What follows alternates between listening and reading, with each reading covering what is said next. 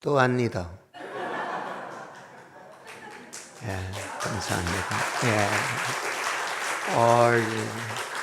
설교하러 가서 이렇게 박수를 받고 이러는 것은 참 하나님 은혜라서 감사하고, 박수 치신 여러분들은 복도 많을 겁니다. 예. 목사님한테 전해들은 얘기는 나이가 좀 있는 분들이라고 들었는데 아가씨 같다. 이제 제가 나이를 먹고 나니까 젊은 분들을 보면 되게 이뻐 보입니다. 예. 지난주에 우리 처장모님 딸 시집 보낸다고 가서 보니까 장로님 그래 좋아 웃으시대. 예. 저는 눈물이 앞을 가려가지고, 그것도 나이가 40 다 돼간 나이가 시집을 가는데 그렇게 눈물이 나더라고요. 결혼식장에서 눈물이 하도 날 것 같아서 전날 우리 집에서 예배를 드렸습니다. 우리 아들 목사님한테 예배를 인도하라 하고, 그리고 이제 예배를 의해서 드리는데 찬송가를 시작하는데 눈물이 터져가지고 결국은 그날 예배를 못 드렸습니다. 딸하고 나는 울고 저 엄마하고 우리 아들은 웃고, 그래서 이상한. 제가 결혼식장에 꼭 부르고 싶은 노래가 있어가지고 우리 딸한테 아빠가 축가하면 하면 안 되나 그랬더니 안 된다 그러더라고. 그래가 못했는데 장로님은 안 하시대 그런 거를. 제가 뭘 하고 싶은가 하면 한번 해도 될까요? 네. 아장아장 걷던 때가 엊그제인데 어느새 자라 내 곁을 떠난다. 꿈처럼 흘러버린 지난 세월이 예비 가슴 속에 남아있구나. 뭐 이런 노래였습니다.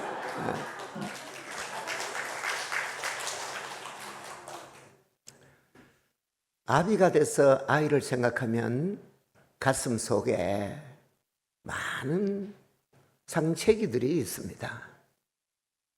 요즘 제가 생각하는 것은 나에게 영원한 값은 내 딸, 내 아들, 손자들입니다. 언제나 저들은 값이에요. 그리고 거기에 대해서 저는 언제나 을이었습니다. 내가 하나님 앞에 따져봤습니다. 저는 내인데 늘 값인데 나는 누구에게 값입니까? 그랬더니 하나님 내보고 너는 내인데 값이다 그러셨더라고요. 그래서 조금 마음의 위로를 얻긴 합니다만은, 오늘 여전도회가 헌신 예배를 드린다고 하니 저는 헌신 예배를 가끔씩 초청을 받습니다. 고민이 많지요. 무엇을 설교할 것인가 하는 게. 그래서 오늘도 이 잠언의 얘기를 들었습니다.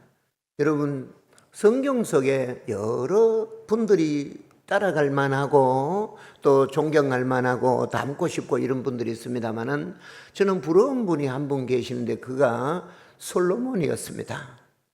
뭐 마누라가 1000명이라서 부러운 건 아니고, 어떤 분이 뭐 1000명이나 된다 그던데 어떠나 하나도 감당 못하는 게 뭔 1000명씩이나 그런 얘기를 했습니다만, 그는 태어날 때부터 금수저였습니다. 왕의 아들로 태어났으니까.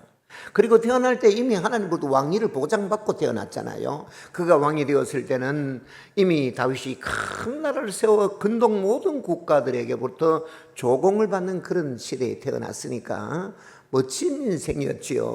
하다못해 예수님께서도 아무리 아름다워도 솔로몬의 영광만 하겠느냐라는 비유를 했던 것을 보면 그는 참 영광스러운 삶을 살았던 것 같습니다. 뭐 후년에 조금 문제들이 있은 건 했습니다만 그건 뭐 하나님 앞에 가서 할 일이겠고, 근데 그런 솔로몬이 어린 때에, 청년 때에 아가서를 썼습니다. 사랑은 죽음같이 강하고 뚜기는 음부 같으니 뭐 이러면서 술람미 여인과의 사랑의 이야기. 여러분, 그 사랑의 얘기를 보면 말이지요, 사랑은 눈에 콩깍지가 씌이는 겁니다. 그잖아. 술람미가 예쁘지 않다고 성경이 묘사되고 있습니다. 얼굴도 꺼멓고 뭐 이러는데, 그런데도 그렇게 사랑했던 걸 보면 콩깍지가 씌인 것이지요. 중년에 이르러서 잠언을 썼습니다. 우리는 잠언을 지혜의 책이라고 그러지 않습니까? 그리고 노년에 이르러서 전도서를 썼는데 전도서 끝머리에 이렇게 기록하고 있습니다. 모든 말씀을 다 들었으니 하나님을 경외하고 그의 명령을 지키는 것이 사람의 본분이라. 인생의 온갖 영광을 누리다가 온갖 하나님 앞에 범죄함 때문에 나라가 갈라지는 그런 문제를 겪은 솔로몬이 말미에 이르렀을 때에 하나님을 경외하고 그의 명령을 지키는 것이 사람의 본분이라는 것을 보면 오늘 잠언의 이야기는 지혜의 책이니 여러분이 지혜가 무언가를 통해서 여러분 오늘 헌신 예배를 드리는 여러분들이나 함께 말씀 우리 모두가 우리의 가정을 세워가는 믿음의 권속들이 됩시다. 잠언의 지혜는 9장 10절에 이렇게 기록하고 있습니다. 여호와를 경외하는 것이 지혜의 근본이요 거룩하신 자를 아는 것이 명철이라. 그래서 지혜는 하나님으로부터 찾는다는 거지요. 여러분 가끔씩 거울을 들여다보잖아요. 저는 거울 보는 걸 별로 안 좋아합니다. 왜냐하면 들봐도 봐도 어제 그놈이 아직까지 있고, 근데 어제 그놈보다 좀 나으면 좋은데 내 어제 그놈하고 똑같은 놈이 있는데 여기에 감사한 것은 여기는 안 보여요. 내가 보면 그래서 조금 감사하긴 합니다만은, 그래서 저는 거울을 잘 안 봅니다. 가끔씩 이런 생각이 들어요. 난 인생의 거울은 무엇일까? 그건 바로 성경이 우리의 인생의 거울 아니겠습니까? 이것은 요새는 그러더라고요. 은느님의 도움을 입는다고. 그래서 요새는 저를 보고 가발을 덮어서라니 뭘 심으라니 온갖 얘기들을 다 하십니다. 우리 권사님이 무슨 머리 마사지 하는 가게를 취업을 했다고 거기는 오락해서 갔더니만은 1년 전 거울 이렇게 넣어놓고 1년 후 해가 까맣게 나는 우리 권목사님 좀 되는 이런 머리를 이렇게 비교를 해놨더라고. 그러면서 권사님이 목사님 한 주에 한 번씩 오십시오 그러더라고. 그래 내가 그래 고맙기는 하다마는 내가 내일 죽을지 모레 죽을지 모르는데 머리 다 나게 내 죽으면 무슨 소용이 있겠노? 그냥 이래서 알란다 하고 내가 그래서 웃고 지내갔습니다. 근데 인생의 거울은 그렇지만 우리의 신체의 거울은 그렇지만 인생의 거울은 우리를 들여다볼 수 있게 되는 것이고, 우리를 들여다보면 내 안에 있는 부족한 부분들은 하나님께서 갈무리해 주시지요. 하나님 그러셨잖아요. 저를 보고 내가 네 때문에, 누구 때문에? 독생자를 보내신다고? 무슨 한학자를 보내신 게 아니고, 그 이상한 여자가 지가 무슨 독생녀라 걷고 요새 그래서 앉는 거 보면 미쳐도 보통 미친 게 아니에요. 여러분 우리나라에 자칭 하나님이라는 분이 대략 한 40분 정도 계신데요. 근데 그분들이 신통하게 한 사람도 신학은 하지 않았답니다. 그래서 우리 어떤 목사님 얘기를 하면 그랬습니다. 지가 신학을 했다면 양심상 지가 하나님이라고 할 수는 없다. 그러니까 인간이 저게 대책이 없어요. 내가 독생녀나 내가 하나님의 그런 소리를 하는 것이지, 그런 얘기는 우리가 기쁨으로 듣고 앞으로는 상종을 하지 맙시다. 우리가 아무튼 독생자 예수님을 내 때문에 부르셨다고. 예수님께서 내가 너 때문에 십자가에 오르셨다고. 그 구세군을 창설하신 윌리엄 뭡니까? 그분이, 윌리엄 부스 그분이 어느 날 십자가를 묵상하며 기도를 하고 있는데 환상 중에 십자가를 보게 되는 거지요. 근데 그 십자가에 누군가 못을 받고 있는 예수님을. 그래서 그냥 화가 나가지고 쫓아가서 소리를 질러도 뒤도 안 돌아보고 계속 목을 박길래 어깨를 잡아 확 당겼더니 돌아보는 얼굴이 본인의 얼굴이더랍니다. 여러분 우리가 지은 죄 때문에 예수님이 십자가를 지셨잖아요. 그렇다면 지금 내가 죄를 짓는다면 예수님을 2번, 3번 다시 십자가에 오르게 하시는 것이 될 수도 있다는 것을 여러분 기억하면서 매일매일의 삶을 거룩하고 경건함을 이루어가는 우리 모두가 됩시다. 성도는 모름지기 하나님으로부터 인생을 시작하는 것인데, 여러분 여성 곧 우리가 하나님으로부터 이 땅에 왔다면 말이지요. 뭐 때문에 왔느냐, 이런 대목이 필요한 것이지요. 여러분 우리는 여자로 태어나셨습니다. 나는 아니고 여러분들이. 사람들이 내보고 남자 이러고 나는 남자도 아니고, 그럼 뭐고? 나는 목사다. 그래서 여자 남자 그 중간에 목사가 있습니다. 제가 남성들에게 이야기할 때는 되게 남자의 길이라고. 한번 따라해 볼까요? 남자로 태어나서 남성이 되고 남편이 되고 아버지가 된다. 이건 바꾸어 얘기하면 여자로 태어났다면 여성이 되는 거죠. 여성이. 여러분, 여성이라는 게 뭡니까? 아까 장군들하고 차 마시면서 얘기해 보니까 덕전서 여자들 태권도가 10몇 단씩 되는 분들이 있대요. 걸리면 죽습니다. 내가 그 얘기를 들으면 너무나 감사했던 게 제 아내가 태권도를 안 해서 너무나 감사하지. 이런 특별한 여자들 말고 되게 여자하다는 것은 부드러움과 상냥함과 이런 것들을 말할 수 있겠는겨? 50쯤 되면 그런 거 다 초월하나? 저는 내 아내를 보고 늘 하는 얘기가 여보야, 여자가 되세요.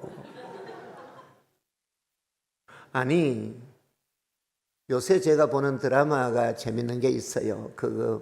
100번의 추억인가 하는 게 있는데, 버스 차장들 그때 이야기예요. 그래서 제가 어릴 때 그 아이들처럼 불우하게 살았거든요. 그걸 보면서 저는 그렇게 눈물이 나더라고. 막 이렇게 힘들게 살아가는 것을 보면서 버스 안내양인데 아닌 척하고 살아가는 걸 보면서 그냥 눈물이 그래 나더라고요. 그래서 울고 있는데 옆에는 자요. 이게. 같이 드라마를 보다가 인간이 그럴 수가 있나 이게. 그런 걸 보면서 말이지요. 그래 가만히 생각이 맞습니다. 제 아내가 어떤 사람이었는고 봤더니 그냥 소리만 질러도 눈물을 흘리고 그랬던 사람이었습니다. 그런데 어느 날 세월이 흘러가고 나니까 이게 말이지요, 소리를 질러도 달라든다. 최고는 내 반만 합니다. 아직까지 평생에 50kg, 40kg에서 몸들고 있어요. 그러니까 우리 교인들이 사모님 부럽습니다. 욕하지 마라. 이 양반이 살찌려고 애를 얼마나 쓰는지 아냐. 그도 살이 안 찌는데. 그랬더니 잘 먹고 잘 자면, 잘 먹고 잘 자가 살찔 것 같으면 이 사람은 드럼통이다. 저보다 훨씬 많이 먹어요. 잠도 대가리 되면 코고네. 혹시 일러주지 마세요. 그래서 어떻게 이렇게 됐는가 하고 하나님 앞에 제가 물어봤더니 하나님이 그러셨습니다. 여자는 내가 만들고 마누라는 네가 만들었지 않냐. 그러면서 하나님, 당신의 책임이 아니고 누구 책임이다? 내 책임이다. 꼭 내 책임이었으면 누구 책임은 없는겨. 여러분들도 여자 같아요. 여성스러움이, 부드러움이. 여성스러움 뭡니까? 목소리가 너무 이렇게 재지는 거 그런 거 말고 약간 이렇게 부드럽게 그런 게 필요하겠고, 그런 게 안 될까 싶어서 여성이 되시면 좋겠습니다. 새삼스럽게. 근데 이게 희한한 게 말이지요. 우리 교회 할매 권사님 계셔요. 그 할매 권사님 내만 가면 그렇게 부끄러워하세요. 권사님이 내로 보고 뭐가 부끄럽나? 아이고 목사님 모셔가지고 이렇게 하거든. 정작 부끄러워해야 될 우리 아내는 반죽바람으로 댕기는데 안 부끄러워도 될 권사님은 아이고 이렇게 하는 걸 보면서 아니 신랑한테 좀 잘해라, 그런 얘기를 제가 하고 싶습니다. 아무쪼록 여성이 되셔야 합니다. 왜냐하면 하나님은 여러분들을 여성으로 만드셨기 때문입니다. 두 번째, 한 남자를 만나면 아내가 되잖아요. 한 남자를 만나면. 여자분들이 그러더라고요. 저 인간 저거는 로또다. 왜요? 안 맞아요. 그게 맞으면 되겠느냐는 거지요. 우리 어릴 때 불렀던 노래인데 기억나는지 모르겠습니다. 한 조각을 잃어버려 이가 빠진 동그라미, 슬픔에 찬 동그라미, 잃어버린 조각 찾아 떼굴떼굴 굴러간다.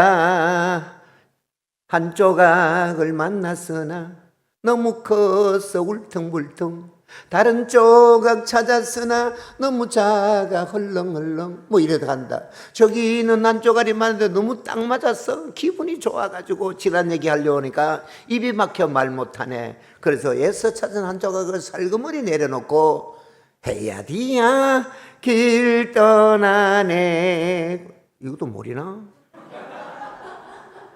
목사는 이런 노래를 알고 교인들은 그저 주께 영광 이런 노래만 알고 이런 딜레마가 우리한테 있지요.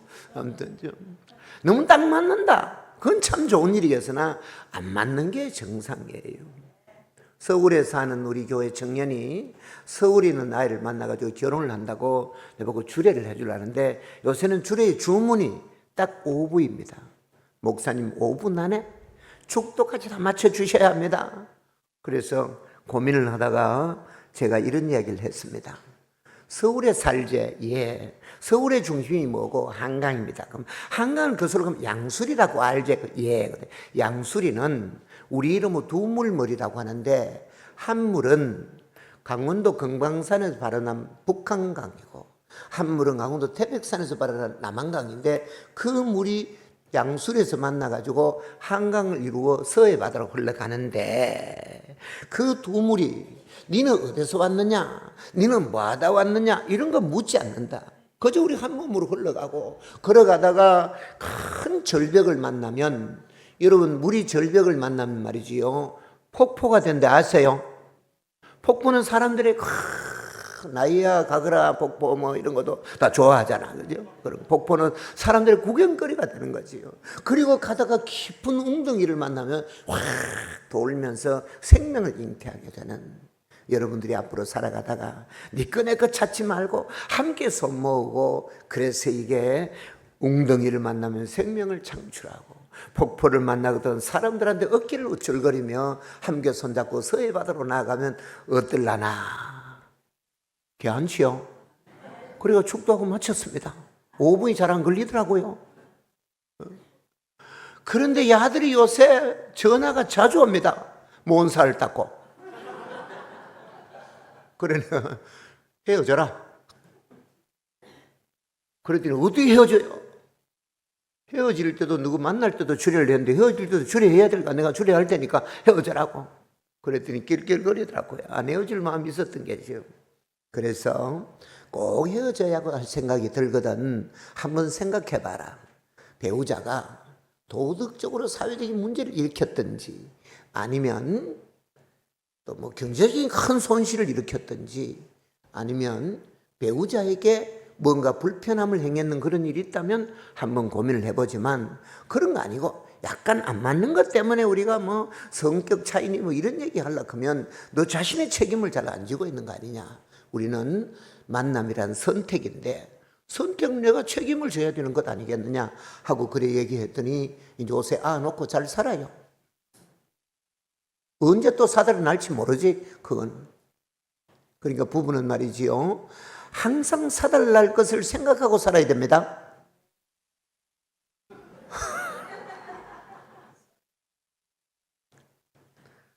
제가 요새 아내하고 자주 이제 앉아가 TV 보면서 소파에서 얘기를 합니다. 여보, 그날 참 당신 욕받았다 그자 그게 뭐 말이고 이러거든. 내가 초반에 결혼해가지고 주님과 함께 살 때 그때 그 주님은 뭐 처음처럼 참이슬 뭐 이런 주님이었냐? 그분이 제 안에 들어오시면 기적이 일어나요. 아스팔트가 막 일어서고 전봇대가 막 뛰어옵니다. 제가 결혼해서 10년간 그래 살았습니다. 10년간 그래 살 때 그때는 저는 잘 몰랐습니다. 근데 요새 보니까 술 먹고 담배 피우는 옆에 있으니 죽겠더라고. 이게 진짜요. 내가 노숙자들 좀 데리고 있었거든. 개척 쪽에 술에 빠지고 담배 맨날 먹고 죽겠는 거야. 그때 아이고 내 아내가 욕받았구나 그런 생각이 들어서 요새는 아이고 당신 욕받았지 이쁘다고 머리도 쓰다듬어 주고 그럽니다.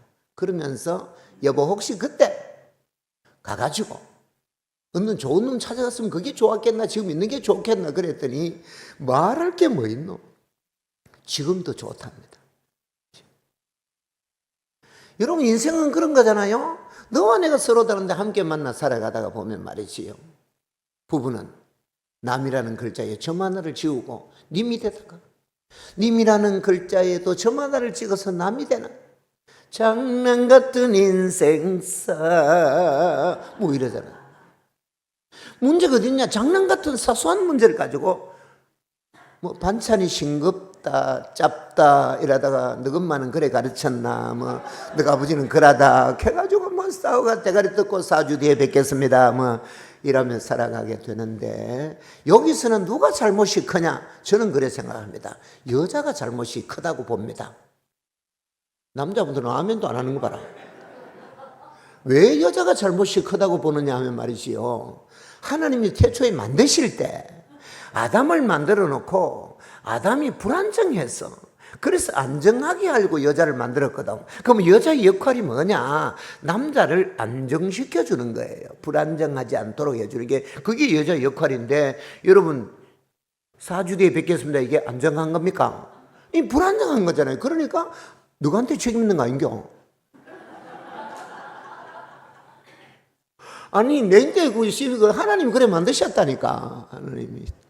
그러니까 혹시 따지고 싶으시면 하나님을 향하여 따지시고, 가정에 생기는 문제는 모름지기 내 책임이라고 생각하고 남편을 잘 돌보아서 지혜로운 여자가 돼서 여러분들의 가정을 세워 갑시다. 살다 보면 무슨 일이 없겠소? 사실 온갖 일이 다 있잖아요. 그런데 그 모든 일 중에 기가 뭐렇겠는겨? 말씀해보소. 그게 얘기해도 됩니다. 뭐랄까요? 우리 교회는 설교 시간에 질문하는 사람도 있습니다. 한참 설교, 목사님 그 먼 게 어려운 겁니다. 내가 가르쳐주고 다시 이어가고 그럽니다.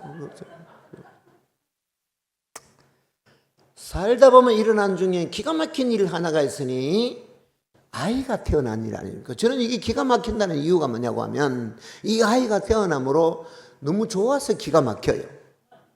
제가 70의 손자 둘이를 보고 친구들한테 그랬습니다.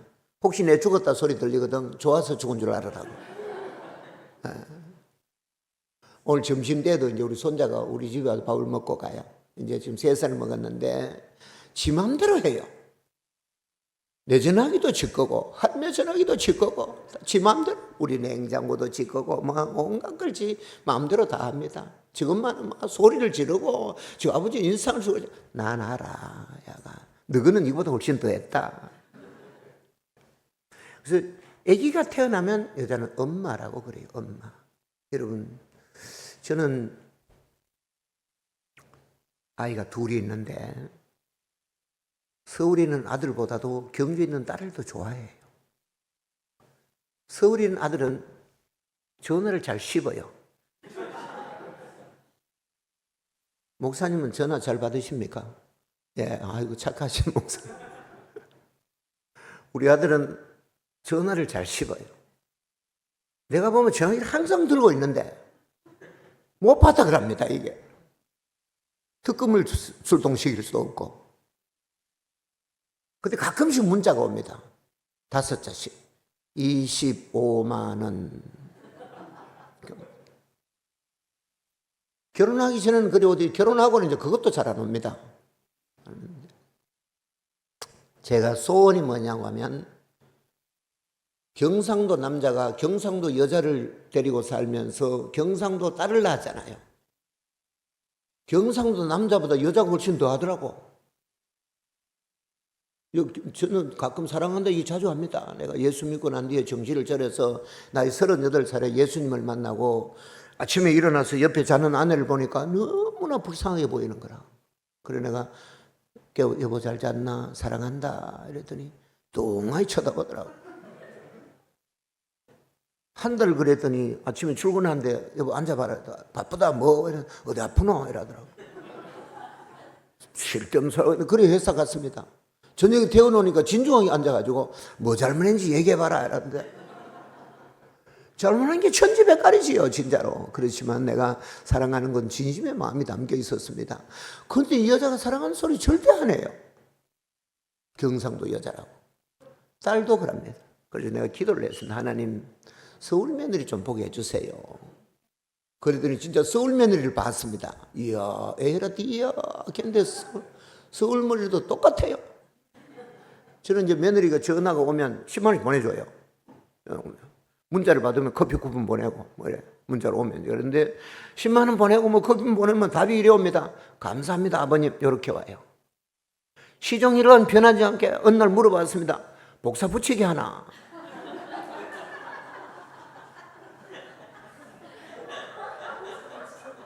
서울 며느리나 뭐 경상도 마누라나 똑같은 그런 참 기막힌 내 청춘을 원망하면서 그래서 하는 거지. 근데 이 아들이 지가 놓고 나니까 자빠지는 거예요. 지가 좋다고. 그야말로 우리 홀꽃 빠는 길 아니야. 문득 이런 생각이 듭니다. 엄마. 여성이 엄마로구나. 우리 엄마를 생각해 봤습니다. 33살의 과부가 되셨어요. 91살에 돌아가셨습니다. 저 아버지하고 20년 살고 우리 아버지하고 11년 살고 그리고 혼자 58년을 사셨습니다. 어릴 때 내 기억에 우리 어머니는 머리 항상 뭐 이어져 있습니다. 저녁 늦게 집에 오시면 그걸 마당에 확 내려놓으시고 한숨을 몰아쉬면서 한마는 인생사 약속한 너마 하는 노래를 자주 부르셨습니다. 뭐가 그렇게 한이 많으셨던가 생각해 보니까 내가 70이 넘도록 살아보니까 인생에는 한이 많은 거네요. 왜 한이 많은 거 돌아보았더니 내가 살면서 만나는 사람 때문이었습니다. 만나는 상황 때문에. 저는 목회를 하는 동안에 감사하게도 한 번도 임지 때문에 고민을 해본 적은 없습니다. 왜냐하면 내가 개척을 해서 했기 때문에 그저 한 번도 임지를 얻으러 옮겨야 되는 그런 고민을 해봤던 적은 없습니다. 제가 목사가 되고 한 20년 동안 우리 교회 말고 외부에 집회나 강의 이런 것들을 한 2,000번 정도 했습니다. 별로 놀라지도 않아네. 1년에 100번 이상을 했습니다. 그러니까 한 52주인데 한 주에 2번 정도 이상은 뭐 집회든 강의든 우리 교회 밖에서 늘 했지요. 한참 그렇게 돌아다니니까 우리 교인들이 어느 날 그러더라. 목사님 일하다가 어디 뭐 가는 거 아닌겨? 이러더라. 그래 내가 너가 아니면 나를 누가 부르겠노? 너가 나가라 하면 내가 갈 곳은 포항 앞바다 보이다. 그러면서 이제 그랬는데. 근데 마침 한갑 때쯤 됐을 때에 인천에 있는 어떤 교회가 저를 요청을 했습니다. 그 교회에서 목사님 오케이 하면 다 정리됐다고 그러는 거지. 거기 장로님 몇 분이 제 강의를 듣고 좋다고 그러셨습니다.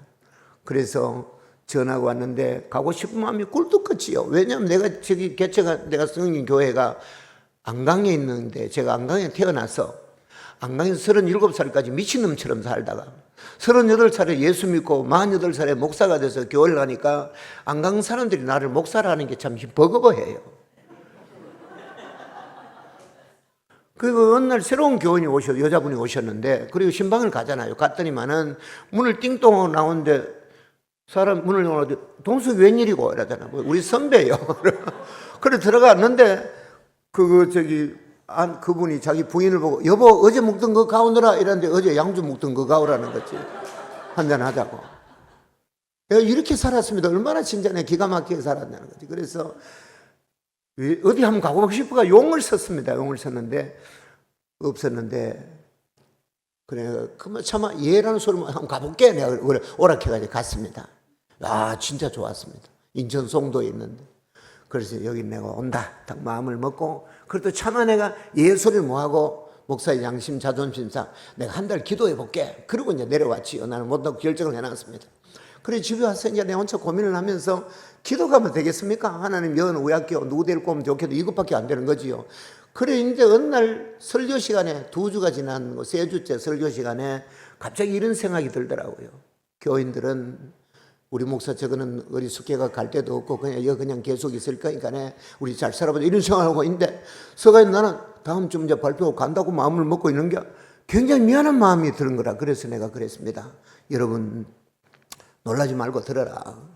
지금 저기 인천에 있는 어느 교회에서 나를 요청을 했다. 오라 한다. 그랬더니 술렁술렁해.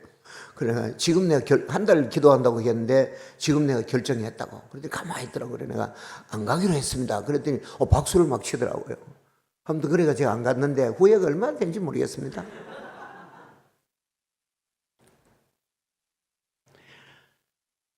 제가 목회 중에 제 일기에 보면 늘 이런 얘기였습니다. 하나님 앞에, 하나님, 제가 목사가 맞습니까?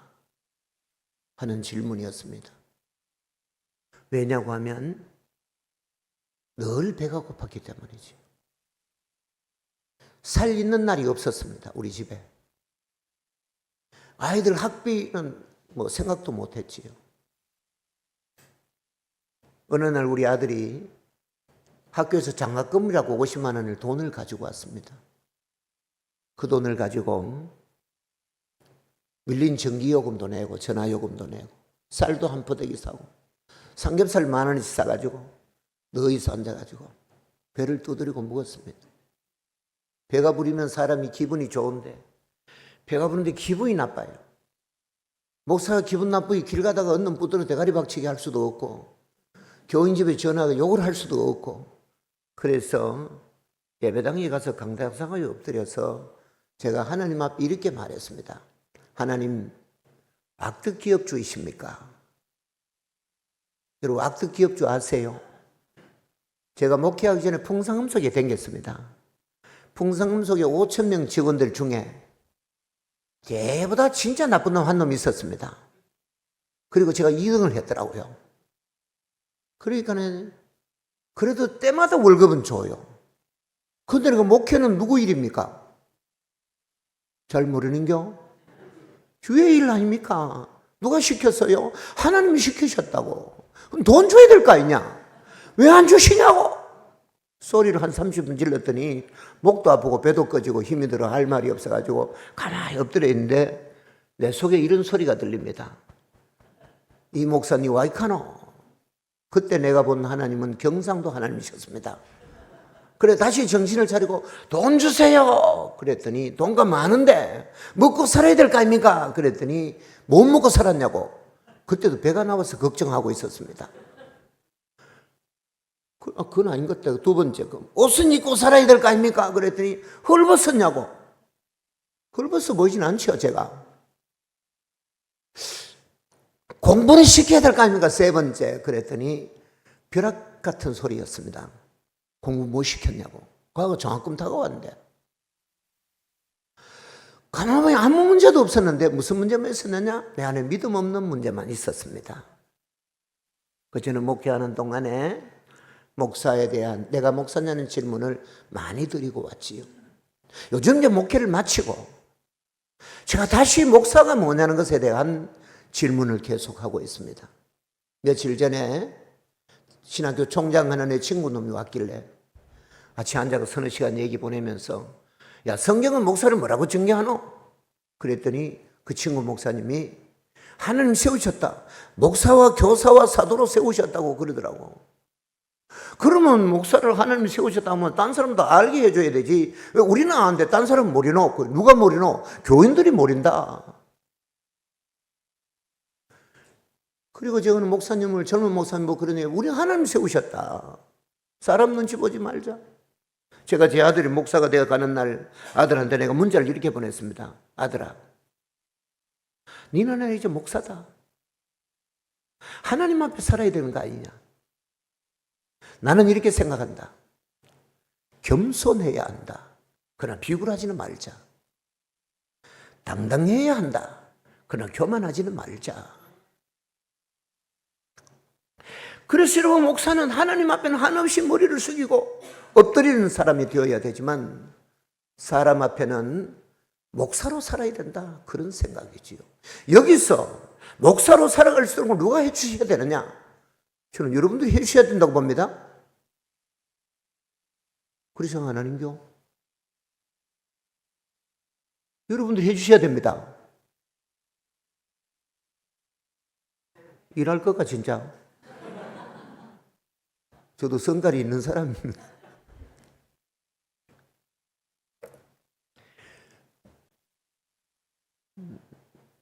포항 제일교회에 목회하시던 그 황산성 변호사의 남편 되시는 그분이 무슨 목사님이 계셨는데 그분이 포항 제철이 세워질 당시에 포항 제일교회 목회를 하셨습니다. 효자 사거리쯤에서 교통사고를 내셨어요. 큰 교통사고를. 목사님이 당황스러우니까 내리시지도 못하고 교회 권사님에게 전화를 했습니다. 그 권사님 남편이 당시에 포항경찰서장이셨다고 그래요. 그래서 권사님이 목사님에게 가만히 앉아 계십시오. 거기에 내리시지 말고. 그리고 장로님들이 다 오셔가지고 정리를 하고 사고당한 피해자에게 원하는 대로 보상을 해주겠다고 하고, 원하는 사람이 있으면 포항제질에 취업시켜주겠다고 하고, 이래서 마무리를 목사님은 경찰에서 한 번 가는 것으로 마무리를 지었다고 합니다. 옳다 그르다는 얘기를 하고자 하는 것이 아니고, 교회가 능력 있고 힘이 있어 은혜스러우면 목사만큼 행복한 사람이 없습니다. 반면에 교회가 그렇지 못하면 목사처럼 불쌍한 사람이 어디 있겠습니까? 제가 지난주에 왔을 때 말씀드렸잖아요. 저것이 이런 성질머리에도 멱살 잡히고 욕하고 쌍욕을 얻어먹고 그렇게 사는 게 그게 목사예요. 그래도 같이 멱살 잡을 수가 없고 같이 주먹질을 할 수 없는 게 목사이기 때문입니다. 저는 여전도회 여러분들이 교회 안의 어머니가 되셔야 된다고 봅니다. 교회 안의 어머니가 되신다는 것은 뭘 말하는 겁니까? 목사가 외로울 때 곁에서 위로해 주셔야 돼요. 목사가 힘이 들 때 여러분들이 힘이 돼 주셔야 합니다. 여러분, 엄밀히 따지려고 신앙생활하는 게 아니잖아요. 누가 더 옳으냐 그러냐 그런 얘기하려고 우리가 신앙생활하는 게 아니지 않습니까? 우리는 하나님 앞에 섭니다. 지혜라는 게 뭐냐? 하나님을 경외하는 거, 그게 지혜라는 말이지요. 하나님을 생각한다면 여러분 인생은 말입니다, 하나님이 우리를 만나게 하신 거 아닐까요? 제가 2000번 이상의 설교나 집회 강의를 하면서 어쩐 일인지 모르겠습니다. 정말로 우리 목사님이 3주 전인가 전화가 오셨더라고요. 그렇게 기도가 돼요. 저는 어쩐 일인지 모르지요. 70 넘은 내가 여러분들에게 잘 벌리고 여기서 무슨 소망이 있겠습니까? 여러분들이 뭐 나를 다시 데리고 올 것도 아니고, 제가 그 꼽아보니까 내가 노회장 할 때 우리 최장로님 설교 한번 시켜주고, 그러고 내가 3년, 5년 만에 한번 시켜주고, 이번에는 한 달 만에 시켜주는 거니까 감사하지만, 다음에는 뭐 언제 또 시켜주겠습니까? 여러분들이 저를. 저는 내 앞에 남은 길 죽어 하늘나라에 가는 것밖에 없습니다. 저는 여러분들을 잘 몰라요. 여러분들 교회도 잘 모릅니다. 그러나 제가 최근에 우리 노예 안에 있는 젊은 목사님들을 보면서 너무나 마음이 아파요. 제가 젊은 목사님들에게 나무랬습니다. 또 우리 목사 아니냐, 목사. 목사 우리가 왜 사람 눈치 보냐? 하나님 눈치를 보고 하나님 앞에 엎드려야지. 하나님 앞에 엎드리고 하나님 주시는 말씀을 전하는 게 그게 목사지. 내일 당장 죽는 한이 있어도. 제가 교인들에게 드리는 부탁입니다. 우리 교회를 비롯해서 근간에 내가 다니는 모든 교회들마다 제가 드리는 부탁이 겁니다. 목사는 약합니다. 정말요. 아무것도 아니에요. 우리는 여기가 직장입니다. 여러분들 생각해 보세요. 여러분들 일터에서.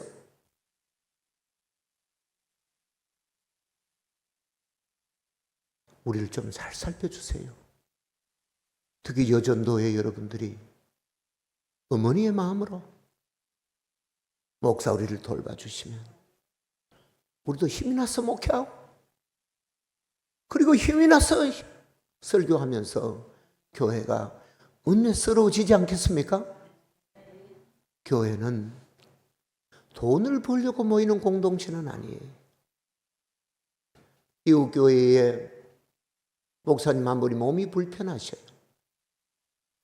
40대 때 그 교회 와서 15년을 넘게 있었습니다. 장로님들이 제 친구예요. 만나서 오늘 이야기했는데 너 목사 문제가 뭐고? 몸만 안 좋고 건강이 안 좋다고 그래. 건강이. 그래 내가 올 때부터 건강이 안 좋았냐? 아니다, 올 때는 멀쩡했다 그래.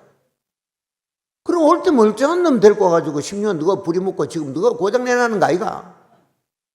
니도 회사 댕기잖아. 회사에서 고장나면 의아는 회사에서 다치만 회사에서 아프면 산재 처리해서 치료 다 시키고 보내준다. 돈 버는 회사도 그러는데 하물며 돈 아닌 하나님 섬기자는 교회가 목사가 아프다는 것 때문에 그게 말이 된다고 생각하냐고. 내 말이 꼭 맞는 건 아니고 그러나 꼭 틀리는 것도 아니지 않습니까?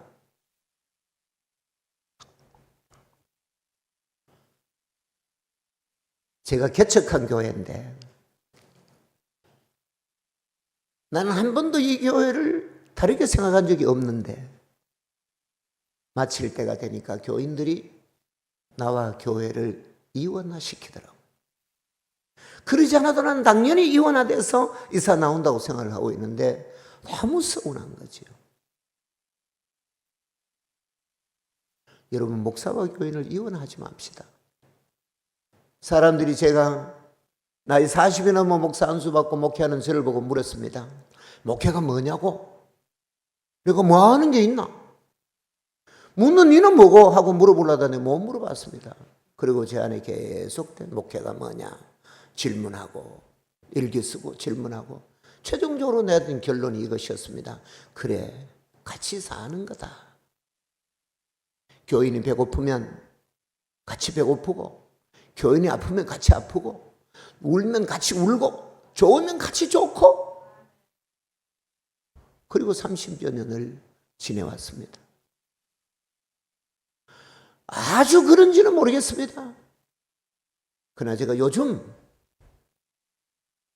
우리 아이들 위해 기도를 합니다. 하나님, 우리 아들 목사 목회가 우리 딸 가정이 행복하고 우리 손자들 좋은 사람 만나서 행복하게 살게 해달라는 기도 요즘 합니다.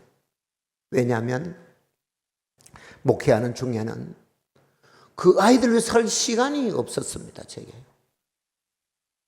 왜? 삶이기 때문에, 함께 사는 것이기 때문에, 여러분들이 아픔이고 나의 아픔이고 여러분들의 고통이 나의 고통이라는 생각을 가지며 살았기 때문이지요. 저만 그랬겠습니까? 대부분의 목사님들은 그렇습니다. 그런 목사님들에게 여러분들이 힘이 되어 주십시오. 여러분들이 든든한 지지대가 되어 주십시오. 제가 그 신학교 교수님하고 한 얘기 마무리를 하고 마치겠습니다. 나는 그렇게 보지 않는다고 그랬습니다. 이 목사는 어디서 보노? 나는 구약에서 찾는다. 구약이 어디 있어? 구약에서는 레위인에게서 그 근원을 찾는다 그랬습니다. 왜냐고 하면 레위인은 하나님이 기업을 주시지 않으셨습니다. 현대교회 목회는 기업이 없습니다. 교회가 기업인 거죠. 그랬더니 그 교수님이 글을 쓰기 쉽다 하는 얘기를 했습니다. 여러분, 이스라엘 백성들이 출애굽할 때 그 근원을 말이지요. 장자의 죽음에서부터 시작을 합니다. 그리고 이스라엘 백성들이 하나님 말씀하시기를 너희의 첫 번째 것은 내 것이라고 그러셨습니다. 나귀도 첫 새끼는 내 것이니 목을 꺾을 것이요. 너희의 첫 번째 아들도 내 것이라 그러셨습니다. 그리고 쭉 오면서 하나님이 이제 그것을 받는 행위를 하셔요. 너희의 첫사람 대신에 내게서는 레위인을 바치라고 그러셨습니다. 그래서 수를 시알래 봤습니다. 레위인의 수가 22,000명이었습니다. 이스라엘 백성들의 첫 번째 아들의 수가 22,273명이었습니다. 여러분, 혹시 장사하시는 분이 22,273원짜리를 누가 살아와가지고 돈이 22,000원밖에 없는데 줄랑교 안 줄랑교 그러면 의열납니까? 주님교? 하나님은 쪼전하게 안 깎아주시더라고요. 273명에 대해서도 속전을 바치고 오셨습니다.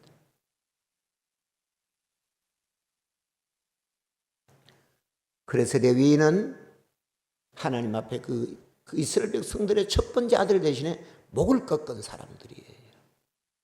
목사가 레위인은 아닙니다. 그러나 성경 속의 근원을 찾자면 가장 근접한 게 그거라고 저는 목회를 마치면서 그런 생각이 들었습니다. 그래서 목사는 여러분들의 첫 번째 아들이 하나님 앞에 들어진 것을 대신해서 목을 꺾는 사람입니다. 저는 목회한 날 동안에 넥타이를 매면서 늘 내가 목회 너무 좋아요. 다 양복 입고 폼 나잖아요. 근데 넥타이 매는 게 제일 힘들어요. 이게 목이 졸려요. 숨이 막히는 것 같아요. 그런데 내가 주일마다 꼭 넥타이를 매면서 자, 요거 예수님 붙드소. 어디든지 예수 나를 이끌면 뭐 이런 찬송을 속으로 생각하지. 요거 땡기면 죽습니다. 목사는 그런 마음으로 살아요. 그런 마음으로 자신을 위해서가 아니라 여러분들 위해서 기도하고 여러분들 위해서 말씀을 준비하고 여러분들 위해서 살아가는 목사를 서운하게 하지 마시고 기쁨으로 행할 수 있도록 격려자가 되시고 힘이 되어주셔서 무엇이 필요합니까? 라고 질문하지 뭘 하겠습니까? 그런 얘기를 하시지 않으셨으면 하는 그런 마음을 담아 오늘 지혜로운 여인들이 함께 예배드리는 어머니의 마음을 가지는 여러분들이 적어도 여러분 가정에서도 그리고 교회에서도 어머니의 마음을 가지셔서 누군가 연약한 자가 있다면 돌아보고 누군가 불편한 자가 있다면 힘이 되어주시고 누군가 고통 속에 있다면 내가 대신 짊어지겠습니다. 이런 마음을 가지는데 그중에 가장 큰 고통을 지는 이가 목사라고 저는 여겨질 때가 많습니다. 현대교회 목사가 너무나 고통스럽지요. 이번 기독교회 발표해 본 말이지요. 우리 교단 목사가 대략 17,000명 정도 되는 것 같은데 10년 안에 30%가 목회를 마칩니다. 그러면 지금 40대 목사가 1,000몇 명밖에 안 돼요. 30몇 목사는 거의 없습니다. 앞으로 목사가 어떻게 되어질지 잘 모르는 거지요. 목사가 없어지면 교회가 그렇게 좋겠습니까? 그러지 않습니다. 목사와 성도들이 함께 가는 그중에 여성분들이 중심을 잡아서 위에서 기도하고 격려가 더 힘이 되어져서 여러분들 교회가 행복하고 여러분들이 가정이 더 행복하고 그래서 경주시가 행복한 동네가 되는 것을 위해서 마음을 써주시면 하는 바람입니다. 하나님 아버지, 헌신 예배 드리는 우리 여성분들을 기억하시고 하나님이 저들을 여성으로 이 땅에 보내셨고 아내가 되게 하셨고 엄마가 되게 하셨고 교회의 엄마가 되게 해 주셨습니다. 어머니의 마음으로 하나님 앞에 엎드려 기도하고 위로와 격려자가 되어져서 이 여전도회 때문에 항성교회가 날마다 기쁨과 감사가 넘쳐나므로 하나님의 영광이 이 땅 가운데에 가득해지게 하여 주옵소서. 우리 주께 감사드리옵고 예수님 이름으로 기도드립니다. 아멘.